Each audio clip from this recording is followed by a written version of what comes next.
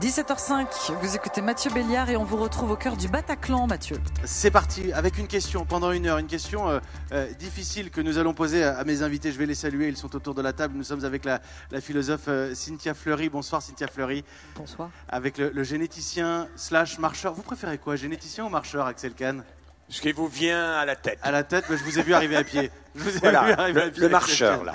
Avec le politologue Jérôme Fourquet. Bonsoir. Merci d'être avec nous, directeur du département opinion de l'IFOP. Et puis avec une voix que vous connaissez sur Europe 1, c'est Fabrice Dalméda, historien. Bonsoir Fabrice. Bonsoir à tous. Merci à vous quatre d'être avec nous. Applaudissez-les effectivement en public ici au Bataclan, dans un lieu emblématique, avec cette question: comment réconcilier la France et ses élites? Alors, avant de démarrer, simplement, et avant de marquer une première pause ce soir, Cynthia Fleury, je vais vous demander peut-être l'exercice le plus difficile ce soir. C'est quoi une élite? C'est quoi une élite? Une élite, c'est tout simplement ceux qu'on choisit, voilà, qu'on extrait de la masse selon différents critères. Donc l'histoire, après, a considéré que, voilà, d'abord on avait des critères de naissance, essentiellement, des critères de caste, mais on peut avoir des critères qui sont liés à l'argent, on peut avoir des critères, c'est ce que tente la démocratie. Le grand passage républicain, ça a été de dire, je me rappelle de ce terme de chez Robespierre, voilà, substituer à la petitesse des grands la grandeur de l'homme. Donc on voit très bien que, si vous voulez, la Révolution française ne s'est pas dessaisie du concept des élites ou de l'élitisme, mais en revanche, on a changé le contenu. C'est-à-dire on a essayé de remplacer les élites de naissance par des élites dites méritocratiques, c'est-à-dire constituées par une compétence. Et ça, c'est l'ambition de la voilà, République, du républicanisme. Exactement, constituée par un mérite, par un talent qui, normalement, est là pour servir logiquement un intérêt général, parce qu'il y a quand même ce lien des élites, une continuité comme ça avec, on ne va pas valoriser, si vous voulez, quelqu'un qui ait un grand talent et qui ne se dédie pas en partie à l'intérêt général. Un artiste, par exemple, se dédie à son art, mais l'œuvre est éternelle. Donc l'œuvre, voilà, donc il y a toujours une part. Elles ont un rôle, et c'est important de toujours voir un aussi rôle collectif. Si elles font leur boulot, quoi, finalement. Alors, c'est la question qui est posée presque voilà, ce soir. Il y a toujours un lien avec une part qui est plus grande que soi. Chez les élites. Et tout le problème, c'est de savoir si, chez ces élites aujourd'hui, d'abord, est-ce que nous sommes dans des élites qui sont essentiellement déterminées socialement, culturellement, etc. Et donc la question du mérite, c'est une vieille question, voilà. Et puis, est-ce que effectivement les élites ont fait sécession? C'est un terme qui a souvent été utilisé par l'historien Rosan-Vallon ou même par l'économiste Piketty. Donc c'est-à-dire ce sentiment que tout d'un coup les élites se sont scindées du concept de l'intérêt général pour faire leur propre vie et utiliser tout leur talent, quel qu'il soit, argent, culture, etc., à la destination de quelque chose qui était un intérêt plutôt particulier. Messieurs, autour de Cynthia Fleury, est-ce que vous êtes d'accord avec cette définition déjà? Et puis j'ajouterai une question. Est-ce que nous faisons ici, nous 5 parties des élites? Il y a Jérôme Fourquet qui hésitait à prendre la parole. Fabrice Dalméda. C'est vrai qu'on peut regarder ça en termes global, ou alors on peut le regarder par profession. Il y avait un sociologue qui s'appelait Vilfredo Pareto à la fin du 19e siècle. Il disait qu'en fait les élites, c'était les meilleurs de chaque métier. Et lui, ce qu'il préconisait, c'est qu'au fond, ce soit les meilleurs de chaque métier qui, par moment, tournent. Puisque dans chaque métier, c'est jamais constant. Donc il y a finalement... Et lui, il espérait qu'il y aurait une rotation des élites et qu'en quelque sorte, on ne serait pas dans une société bloqué. Et au fond, le sentiment qu'on a, soit qu'on regarde le groupe en se disant c'est qu'une élite financière, qu'une élite du savoir ou autre, dans tous les cas, on a l'impression peut-être qu'à un moment donné, la circulation des élites s'est un peu arrêtée. Eh bien écoutez, c'est un point de départ. Axel Kahn? Oui, simplement ajouter que Cynthia Fleury nous a bien dit qu'élite vient de éligérer, choisir, mais en réalité, choisir, être choisi par autrui ou bien se choisir soi-même. Il y a 2 phénomènes par lesquels on peut accéder au degré d'élite. Si on est choisi ou si on s'est choisi, et c'est là que réside toute la crise des élites, c'est que l'on considère que la personne que l'on a choisie, ou bien si on s'est choisi, on a un rôle particulier pour gérer le présent et pour éclairer l'avenir. Et l'essentiel de la crise des élites vient de ce que cette évidence que ces personnes choisies sont les mieux placées pour gérer le présent et éclairer l'avenir est fortement contesté. Ça, je l'ai vu sur des milliers de kilomètres à travers la France. Je vous le dirai tout à l'heure. C'est pour ça que je vais le rappeler d'ailleurs pour nos auditeurs, que quand je disais Axel Kahn, généticien évidemment, / marcheur, parce que Axel Kahn a traversé le pays d'est en ouest, du nord au sud, en marchant. Vous en avez fait 2 livres, mais vous marchez au-delà. 3 livres. 3 livres, pardon. Mais vous marchez en dehors de ces livres même, Axel Kahn. C'était important je suis venu à pied, de le là, rappeler. Et il est venu à pied. 17h11, vous êtes sur Europe 1. Comment réconcilier la France et ses élites? Le débat est lancé. Je vous retrouve dans quelques secondes. Votre grand journal du soir au Bataclan jusqu'à 18h avec Mathieu Béliard. Vous suivez l'émission en direct et en vidéo sur europe1.fr et en Facebook Live. Et nous parlons ce soir, toute la journée d'ailleurs, Europe 1 a organisé cette journée exceptionnelle ici au Bataclan. Liberté, égalité, fraternité, des échanges, des tables rondes en public. On y a appris beaucoup de choses et ce soir nous posons cette question jusqu'à 18h. Comment réconcilier la France et ses élites? Je dirais dans quelques minutes un mot quand même de ce qui s'est passé au cœur de Paris hier, de l'incendie de la cathédrale Notre-Dame. Mais d'abord, puisque nous parlions déjà de sécession des élites il y a quelques instants, Jérôme Fourquet, c'est quelque chose que vous avez presque théorisé ces derniers mois, ces dernières semaines, cette notion de fracture au pluriel dans le pays. Oui, alors effectivement, vous faites référence à mon livre « L'archipel français » qui montre le degré de fragmentation de notre société. Et parmi ces fragmentations, il y a un phénomène qu'on a nommé, mais je ne suis pas le premier à employer ce terme, celui de la sécession des élites, qui a plusieurs origines. D'abord, une origine géographique, le fait que ces élites, plus nombreuses que par le passé, puisque si on les définit par un certain niveau éducatif, elles ont bénéficié de la démocratisation de l'accès à l'enseignement supérieur et qu'aujourd'hui, les personnes qui disposent d'un diplôme supérieur à Bac+2 sont entre 15 et 20% de la population par rapport à une élite éducative qui, jusque dans les années 50-60, c'est 2 ou 3% de la population. Donc déjà, ça change beaucoup la physionomie des choses. Quand vous êtes 15 à 20%, alors d'aucuns diraient, mais à 15 ou 20%, on n'est plus une élite, puisque c'est... Mais c'est quand même une distinction par rapport à d'autres. Et ces populations, quand vous regardez comment elles se distribuent géographiquement, elles sont, pour l'essentiel, il y a des exceptions bien évidemment, mais assez fortement concentrées dans les grandes métropoles. On donnera juste 2 chiffres. Au recensement de 1982, 25% de la population active parisienne est cadre. Le dernier recensement connu nous donne une proportion de 45%. Donc on a quasiment doublé en l'espace de 35 ans. Alors certes, le niveau de la proportion de cadres dans l'ensemble de la société a lui aussi augmenté, mais ça a été exponentiel à Paris. Mais Paris n'est pas complètement isolé. Vous avez sur une quarantaine de kilomètres, si on part d'ici par exemple et qu'on roule en direction de l'ouest jusqu'à Versailles, vous n'allez traverser sur une quarantaine de kilomètres quasiment que des communes où la moitié de la population est cadre. Donc ça déjà permet une certaine osmose et une certaine autonomisation de ce public qui est très nombreux, qui vit dans des lieux qui leur sont dédiés.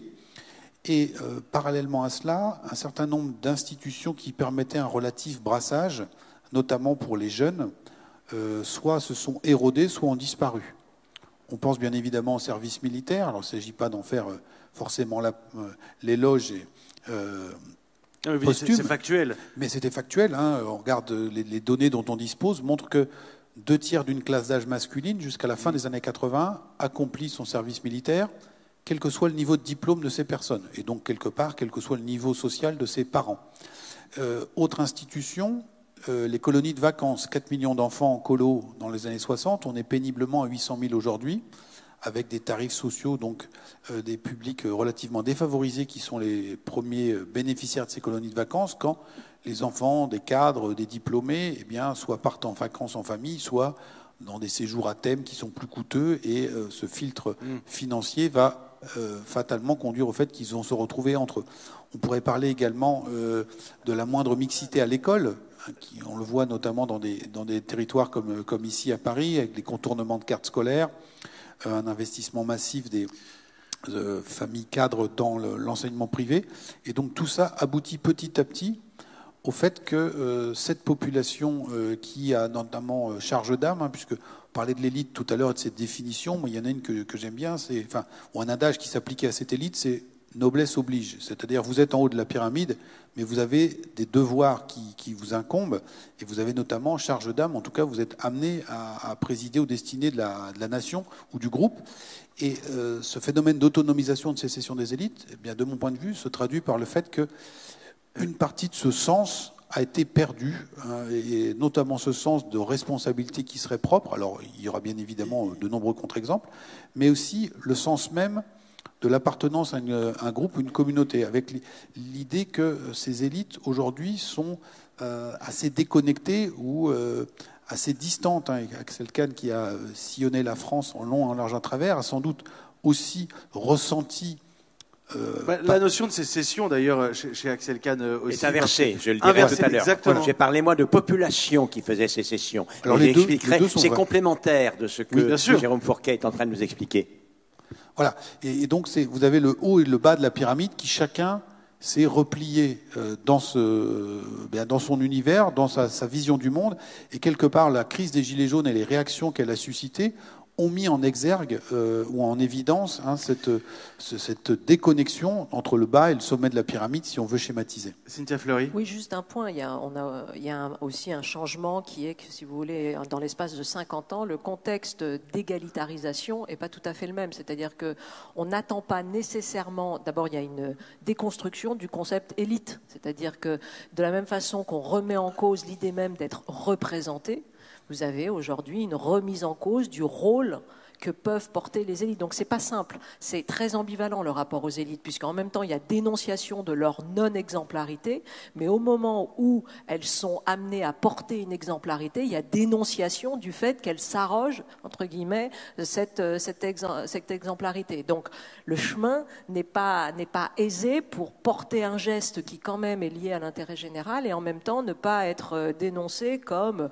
soit d'un autre temps, soit autoritariste, soit les relents de l'aristocratie, etc., etc. Donc, il y a un changement aussi du concept même d'élite. Et c'est pour ça que, quand Axel Kahn disait l'élitisme, c'est aussi se choisir, mais se choisir dans le sens où on essaye, chacun d'entre nous, et c'est quand même ça l'idéal républicain, d'avoir un rapport élitiste avec soi-même, c'est-à-dire, en gros, de tenter de se dépasser et de s'inscrire dans une démarche méritocratique. C'est quand même ça l'enjeu. Je vous garde évidemment avec nous tous les quatre, Fabrice Dalméda, Axel Kahn, Jérôme Fourquet, Cynthia Fleury. Comment réconcilier la France et ses élites en direct du Bataclan, ici pour cette journée spéciale sur Europe 1.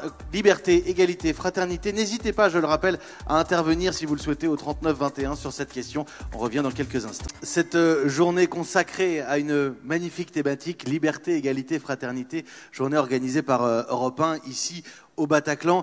Et ça faisait sens quand même d'avoir une heure de nos débats, de nos échanges ce soir en direct sur l'antenne d'Europe 1. Nous avons parlé de sécession des élites il y a quelques minutes avec Jérôme Fourquet et Cynthia Fleury, et évoqué Axel Kahn ce que vous avez théorisé, la sécession des populations. Est-ce que c'est la même chose? Est-ce que c'est l'idée qu'à un moment on creuse et on se sépare, on ne se parle plus du tout, Axel Kahn? Non, c'est complémentaire. Ça n'est pas la même chose, ça n'est pas contradictoire, c'est complémentaire. Simplement, un compte-rendu un peu de voyage. J'ai donc marché des milliers et des milliers de kilomètres à travers la France, de cité en cité, de village en village. J'ai discuté avec les gens, je m'étais organisé pour en rencontrer le maximum. Et notamment sur cette fameuse diagonale du vide du nord-est au centre aveyronnais, imaginez, vous passez par des bassins qui avaient été des bassins d'activité assurant une certaine prospérité, Joigny-sur-Meuse, Nouzonville, Mézières, Tonnerre, les villes industrielles de l'Allier, de la Loire, de Casseville. Aujourd'hui, et cela depuis 30 ou 40 ans, progressivement, tout ce qui avait permis aux femmes et aux hommes de vivre a progressivement disparu. Et par conséquent, progressivement, génération après génération, ces personnes se sont convaincues que la seule possibilité pour l'avenir était d'être encore pire qu'un présent insupportable. Et dès lors, puisque les élites que l'on a choisies, ou bien qui sont choisies, sont censées éclairer notamment le chemin et dire ce qu'il faut faire dans le présent, que le présent est insupportable et que l'avenir est épouvantable, eh bien, ces populations-là, certaines que le pire seul peut advenir, ont fait sécession d'avec ces élites. une sécession complète, totale. Je me rappelle, c'était tout à fait frappant, durant les européennes de 2014. Les gens qui faisaient campagne disaient « Nous, on parle ». Mais on a l'impression que les gens, évidemment, ils nous entendent, mais ils ne nous écoutent pas. Ils ont tourné leur sonophone. En réalité, ils ont fait totalement sécession d'avec tout discours gestionnaire qu'ils accusent d'être responsables du malheur qu'ils vivent. J'ai été tellement épouvanté que je suis allé à l'Élysée voir le prédécesseur d'Emmanuel Macron. Et je lui ai dit, écoutez, Monsieur le Président, j'ai déjeuné avec lui, Monsieur le Président, c'est épouvantable. C'est épouvantable. Si on n'y prend pas garde, des pans entiers de la population française vont faire sécession. Des pans entiers. C'est ce qui se passe, Axel Kahn? Ben oui, naturellement. C'est pas le seul. Toutes les études le montrent bien. C'est là où sont nés les Gilets jaunes. Ce qui s'est passé, si vous voulez, c'est qu'auparavant, la certitude que le pire est certain amène au repli sur soi, et non pas à l'action revendicative. Mais il y a une réserve d'explosifs. Et là, il se trouve que les maladresses ont allumé la mèche. Et une fois que l'explosion a commencé, on ne sait pas où elle s'arrête. Effectivement, cette sécession a abouti à la situation actuelle. Et il faut bien reconnaître que tant que ces gens-là ne manifestaient leur désarroi que par un vote croissant à l'extrême droite, parce qu'évidemment, quand on est sûr que l'avenir ne promet que le pire, eh ben, on prête une oreille attentive à ceux qui proposent à la place de l'avenir le retour au passé. Et c'est l'élément fondamental qui explique cette bascule à droite, à l'extrême droite, de ces populations. À partir du moment où la mèche a été allumée, eh ben, nous sommes maintenant. Et pourtant, on a mis des années et des années à remplir ce baril de poudre. Jérôme Fourquet. Alors, je pense que ce que décrit Axel Kahn n'est pas propre à la France. Des bassins industriels en crise sont aussi visibles en Grande-Bretagne, dans le Yorkshire par exemple, ou au Pays de Galles. Mais la situation politique n'est pas totalement propre à la France non plus. Voilà, non mais c'était pour aller dans votre sens, ou pour parler des Appalaches, donc la vieille région charbonnière aux États-Unis, et tous ces bastions ont voté, anciennement de gauche, ont voté soit pour le Brexit, soit pour Donald Trump. Quand Donald Trump va voir les mineurs des Appalaches, il leur dit « Les gars, j'espère que vous êtes bien reposés ces dernières années, parce que si je suis élu, vous allez bosser comme jamais. » Et les mineurs savent pertinemment qu'il n'y aura pas forcément du travail à la clé, mais un élément qui est fondamental, c'est qu'ils se disent « Enfin, en voilà un qui, de là-haut, daigne nous parler et daigne nous réintégrer dans la grande histoire et dans le film. » Dans notre langue, qui plus est. Et dans notre langue, en plus. Je pense que cette déconnexion qu'on théorise souvent entre le peuple et les élites, elle passe aussi par un déficit d'attention, en disant quel avenir ou quel chemin on propose à tous ceux qui ne sont pas, excusez-moi l'expression, des premiers de cordée. Ça, c'est un élément aussi fondamental à avoir, c'est une espèce d'empathie ou de conscience à avoir. Quand nous, on regarde les cartes électorales, un élément qui est le plus prédictif des comportements électoraux, ce que, encore une fois, Axel Kahn a dit avec ses mots à l'instant, c'est la trajectoire des populations et des territoires, en disant est-ce qu'on est en ascension sociale ou en progrès, ou est-ce qu'au contraire on est en phase de déclin. L'IFOP, qui est une vieille maison, peut-être un peu plus ancienne qu'Europe 1, a sondé les Français en 1963 en leur demandant est-ce que vous avez l'impression de vivre dans une région en déclin ou une région en pointe économiquement. Vous avez toute la France du Nord-Est, de Charleville-Mézières jusqu'à Calais, en passant par d'autres bourgades de ce type, qui se perçoit comme étant à la pointe. C'est la France industrielle. Et toute la France de l'Ouest et du Sud-Ouest, dont 30% est encore agricole à l'époque, début des années 60, qui se perçoit comme en déclin. L'IFOP a reposé la même question il y a 3 ans. Les scores se sont totalement inversés.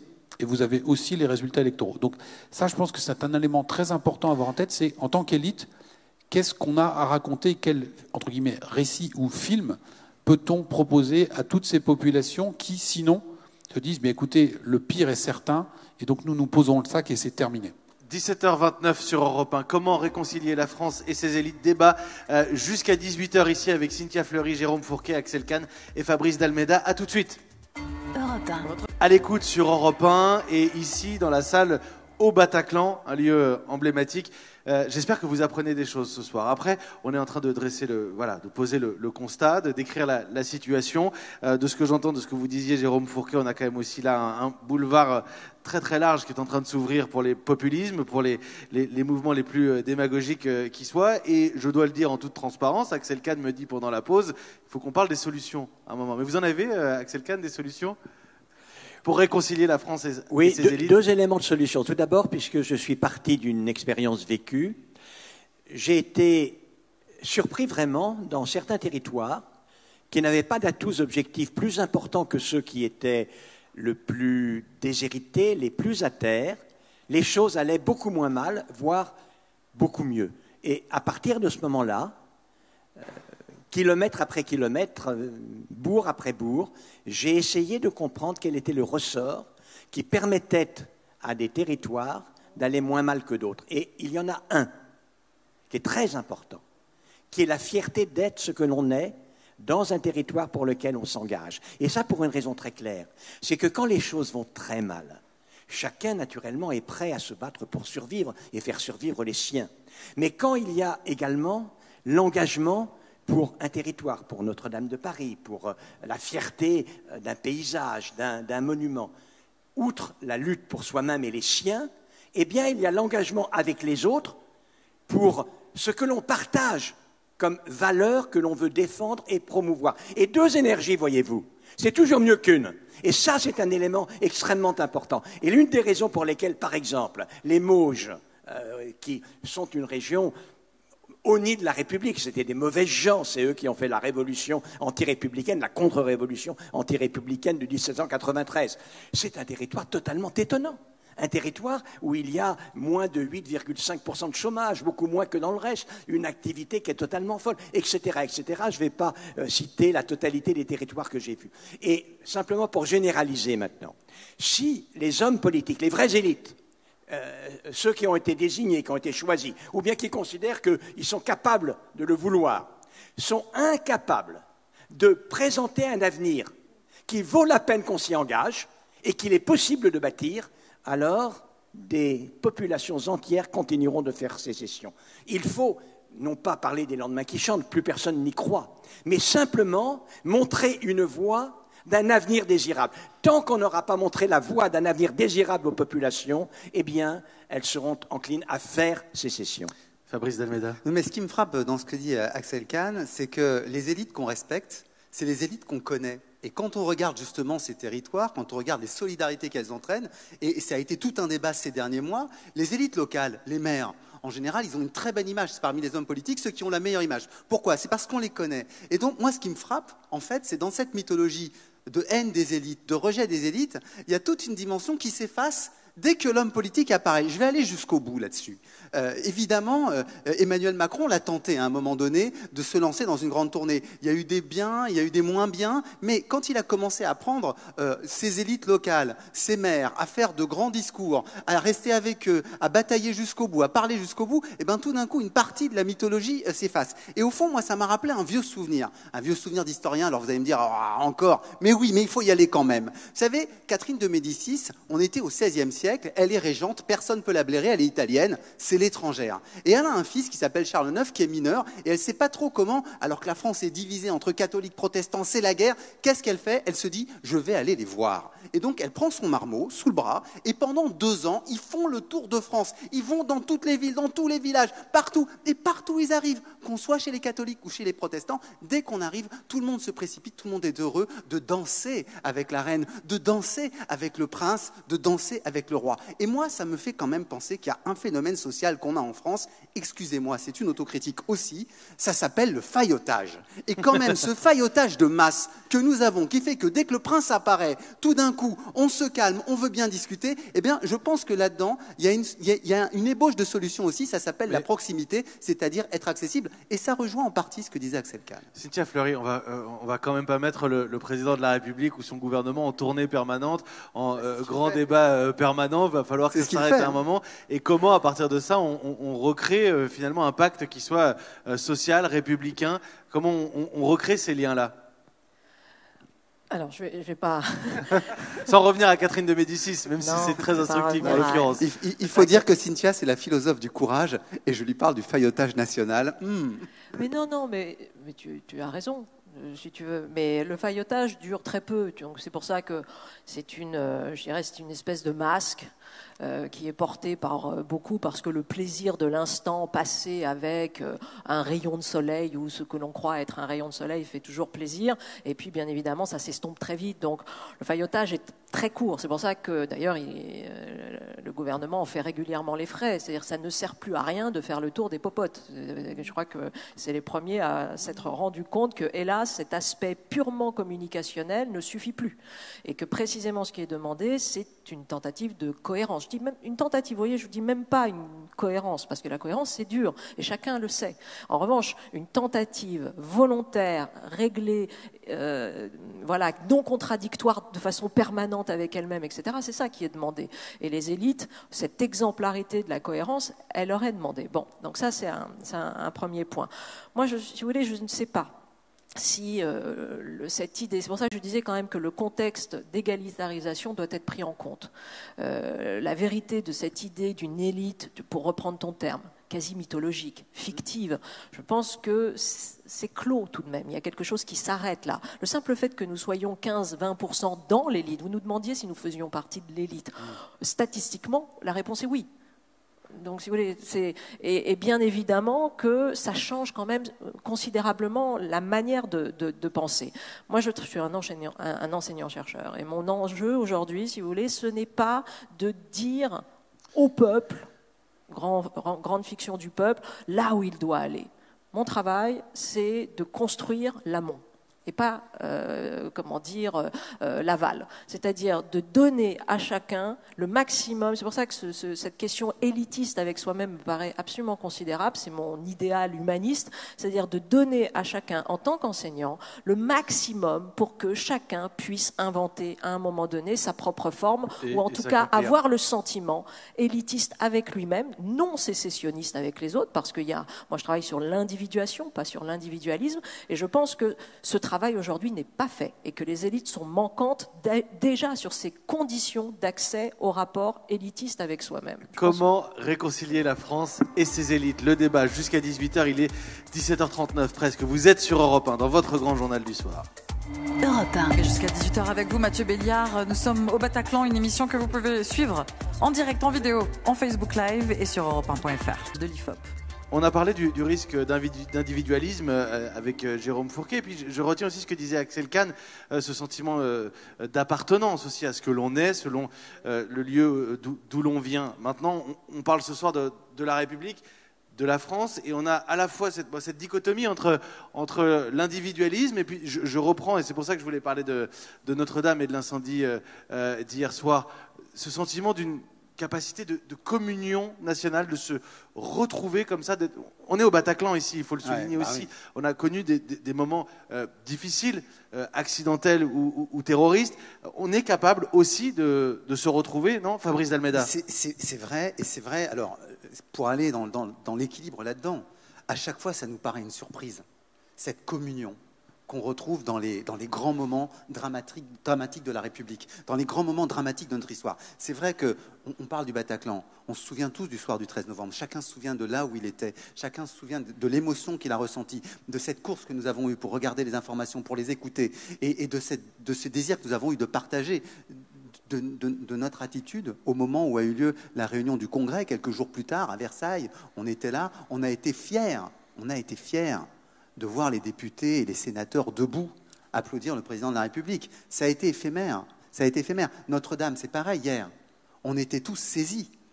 Le silence de la foule, c'était un truc incroyable. Le silence devant Notre-Dame, c'était extrêmement impressionnant. On a écouté, à nouveau, on s'est précipité. Encore aujourd'hui, on est sous le coup. Je suis passé tout à l'heure devant Notre-Dame en venant. Il y a encore beaucoup de monde, beaucoup de touristes, beaucoup de Parisiens qui sont là, qui veulent voir. Et c'est vrai que ce sentiment-là, on espérerait, on voudrait qu'il dure, qu'il s'installe dans le temps. Et pourtant, à chaque fois, ces consensus énormes qu'on a eu, consensus en 2003 pour ne pas faire la guerre en Irak, consensus en 91 pour faire la guerre en Irak, à chaque fois plus de 80%. comment se fait-il que ça ne dure pas? Comment se fait-il que ça s'efface? Alors peut-être que là, ce que dit Cynthia Fleury sur cet individualisme dévastateur, et vous, ce que vous dites, Jérôme Fourquet, sur ces territoires qui se séparent, ou ces populations qu'évoquait Axel Kahn, qui se disent aujourd'hui, on va faire sécession, on va rester nous-mêmes, mais par moments quand même, heureusement, l'histoire nous rappelle qu'elle peut être tragique et que, au fond, notre nation reste un élément crucial pour nous protéger. Quand on se retrouve, et je voudrais ajouter aussi la marche du 11 janvier 2015, c'est parce qu'on est heurté qu'on réagit de manière épidermique, ou c'est parce que quand même on a un dénominateur commun, on a des valeurs communes? Axel Kahn. Il faut bien différencier l'événement autour duquel l'on se réunit et la valeur pérenne autour de laquelle on se réunit. Ce qui est décevant naturellement, c'est que l'événement, vous l'avez dit, son souvenir s'est évanoui très rapidement. Et il va y avoir un mouvement extraordinaire après les assassinats de Charlie, du Cacher, etc., les super cachers et des policiers, évidemment le Bataclan, et puis ensuite ça fait partie des événements et cela s'oublie. Alors que la communion autour de l'appartenance, soit à une histoire qui s'étire dans le temps, qui se prolonge, qui fait partie de l'identification et de l'édification de son être. Ou alors, Notre-Dame de Paris, un monument, une ville, une région, la beauté d'une région. Ça n'est pas fragile. Ça n'est pas élusif. Cela persiste. Et tout ce qui est important. Vous y avez assisté hier soir, Axel Kahn, hein? Oui, naturellement. À titre personnel. Naturellement. Moi j'étais totalement templeur. Il se trouve que j'ai été... Pourquoi vous êtes un laïc, Axel Kahn, vous? Oui, j'ai été croyant, mais il se trouve que j'étais très ami de Jean-Marie Lustiger et j'ai été l'un des premiers laïcs à remplacer les grands sermons de Carême par un dialogue entre un clerc et un laïc, et j'étais ce laïc-là. Et je me rappelle, en mars 2006, je suis le dos au cœur, j'ai le visage illuminé comme un kaléidoscope changeant, mobile sur mon visage, parce que le soleil déclinant frappe la rosace, et je me mets à parler, la nef est pleine. Que voulez-vous que je dise? Alors même que j'ai perdu la foi, c'est vrai, c'est extraordinaire. Et rien ne fait société comme l'émotion partagée. Rien ne fait société comme l'attachement partagé à un territoire. On parle de choses tristes, on aurait pu parler de la Coupe du Monde aussi, par exemple. Non, mais il y a le caractère élusif ou pas. Et lorsque Cynthia parle de l'individualisme, il y a un phénomène dont il faut bien prendre toute la teneur. C'est que, évidemment, la certitude du pire est diffluente, elle est dissolvante de tout ce qui fait société. Et dans tous les territoires où je suis passé, c'est incroyable. Il n'y a plus de syndicats, il n'y a plus d'associations, il n'y a plus rien. Chacun pour soi. C'est simplement survivre jusqu'à la semaine d'après avec les siens qui importent simplement. Et lorsque les gilets jaunes ont émergé de ces territoires et qu'ils ont vu que se retrouver autour des ronds-points, c'était pas mal quand même, que c'était formidable, qu'on l'avait oublié. On a vu quelque chose que tout le monde a noté, tous les journalistes, vous comme les autres, cette espèce de sociologie des ronds-points.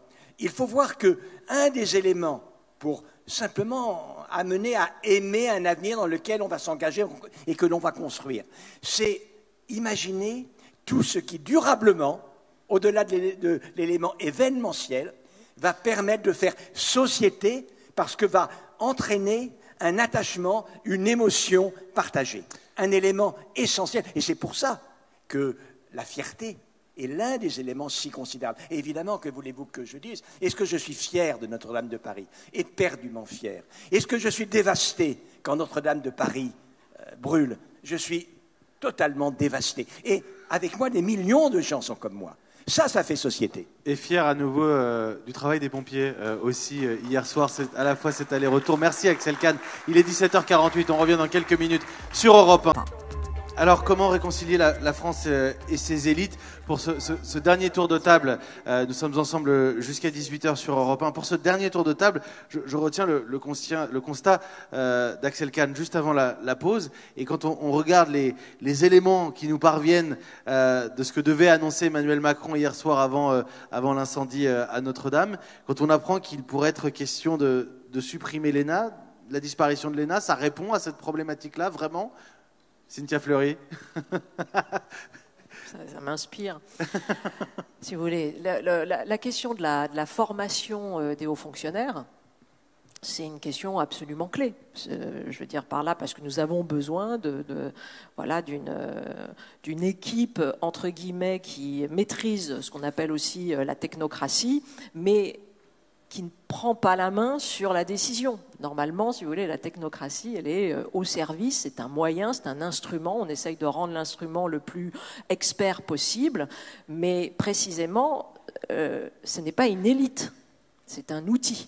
Nous avons certainement fait de l'ENA des élites, ce qui est pour moi un vrai souci. C'est-à-dire qu'on a transformé le fait que chacun produit vis-à-vis de lui-même un travail et puis se saisit des compétences qui sont à disposition. Donc supprimer l'ENA, de toute façon, il faudra toujours continuer de former les hauts fonctionnaires. Donc la question, c'est que ça va se former ailleurs, autrement. Je pense que c'est un non-problème. En revanche, ce qu'on fait des hauts fonctionnaires et le type de rôle qu'on leur donne, c'est ça qu'il faut transformer, c'est pas tellement l'école en elle-même. Moi, ce que je retiens des travaux d'Axel Kahn aussi, ce qu'il faut bien comprendre, c'est que pour marcher équilibré, il faut la tête et les pieds. Il faut que ça fonctionne des deux côtés. Là, on a l'impression qu'on va supprimer une partie de ce qui représente l'élite, de ce qui semble produire l'élite. Axel Kahn? Non, un mot simplement. Plutôt que de supprimer l'ENA, j'aurais taillé volontiers, avec mon canif là, un bâton pour chacun des élèves énarques et je leur ai amené marcher 1 millier de kilomètres avec moi. Ça aurait été largement aussi bien. Jérôme Fourquet. Alors, je pense que c'est pas la première fois que cette question revient dans le débat. Hein. Encore une fois, l'IFOP, j'ai regardé dans les archives, a déjà posé au début des années 90, est-ce que vous êtes favorable à la suppression de l'ENA? Il y avait déjà une écrasante majorité de Français qui étaient favorables. Ce qu'on a vu aussi quand même dans le mouvement des Gilets jaunes, qu'on parlait tout à l'heure d'une fierté d'appartenir à un pays, à une histoire, c'est le fait que la matrice révolutionnaire est revenue en force, hein, avec les cahiers de doléances, les bonnets phrygiens, parfois de moins bon goût, les guillotines en carton sur les ronds-points. Mais derrière tout ça, et je parle sous le contrôle de l'historien, il y avait quand même une volonté d'une nuit du 4 août d'abolition d'un certain nombre de privilèges. Et les nobles, aujourd'hui, n'ont plus beaucoup de privilèges en France, hormis celui de la fortune pour certains. Et en revanche, cette nouvelle noblesse d'État, ce sont les élus pour le grand public et beaucoup ces fameux hauts fonctionnaires. Et on peut avoir le sentiment que Emmanuel Macron, le monarque républicain, eh bien, quelque part, s'achète un peu de répit, un peu d'oxygène en donnant à la population sur un plateau quelques têtes, mais effectivement, comme ça vient d'être dit, dans un pays qui s'est construit par l'État, dont 45% du PIB passe dans la dépense publique, on aura toujours besoin de hauts fonctionnaires pour faire tourner cette machine étatique et il faudra bien se poser la question de leur formation. Fabrice Dalméda. Non, ce qui me frappe, c'est qu'on est quand même en train de faire le bal des faux culs, là. Parce que quand même, ça fait à peu près un demi-siècle que tout le monde veut supprimer l'ENA. La gauche comme la droite, à un moment ou à un autre, il y a toujours eu quelqu'un pour dire il faut supprimer l'ENA. Donc, au moins, sur le plan symbolique, ça veut dire quelque chose. Qu'après, oui, mais c'est ce que disait Cynthia Fleury, il faut transformer ailleurs, mais Cynthia, par un autre nom. Cynthia le dit avec une retenue, comment dirais-je. Moi, j'ai enseigné à l'ENA. Retenue. Toi aussi, donc arrête. Non, mais une retenue digne d'un clerc. Dans le bal des faux culs. Digne d'un clerc du quartier latin. C'est-à-dire ayant bien polissé son argument. Mais non, mais c'est vrai que symboliquement, on a le sentiment qu'il y a eu quelque chose comme une aspiration, pour le coup, d'énergie et quelque chose qui a bloqué précisément la circulation des élites, puisque pour pouvoir précisément avoir accès à cette formation, même si on a rajouté des voies X et Y pour permettre à des syndicalistes, etc., on voit bien qu'il y a quelque chose comme un engorgement et qu'il y a quelque chose qui s'enchaîne ensuite qui s'appelle une reproduction. Vous avez parlé de la noblesse d'État. La noblesse d'État, ça veut dire quoi? Ça veut dire qu'un haut fonctionnaire engendre un haut fonctionnaire, qui engendre un haut fonctionnaire, qui engendre un haut fonctionnaire. Donc c'est ça le problème. Et c'est de ça dont on parle en parlant de la suppression de l'ENA. C'est d'essayer de retrouver un moyen pour faire circuler les élites. Or, les élites ne circulent que quand il y a des changements institutionnels. Ça, on le sait depuis longtemps. D'où la Révolution française, d'où le changement en 1958, quand tout d'un coup, quelqu'un qui s'appelle De Gaulle met un coup de pied dans la fourmilière, et d'où aussi le changement en 81, mais depuis, ça s'est un peu figé. Eh bien, écoutez, je vous remercie. Vous pouvez applaudir. Moi, j'ai eu un très grand plaisir à échanger ce soir avec Axel Kahn, avec Fabrice Dalméda, avec Jérôme Fourquet et avec vous, Cynthia Fleury. Merci beaucoup d'être venu sur cette scène du Bataclan ce soir pour cette journée liberté, égalité, fraternité, avec cette question difficile, comment réconcilier la France et ses élites. Vous retrouvez évidemment des extraits sur europe1.fr. Merci à vous quatre d'avoir échangé ce soir. Merci pour les auditeurs d'Europe 1 aussi qui étaient à l'écoute. Et je remets la suite de ce grand journal du soir à François Claus qui est en studio, je crois. Bonsoir François.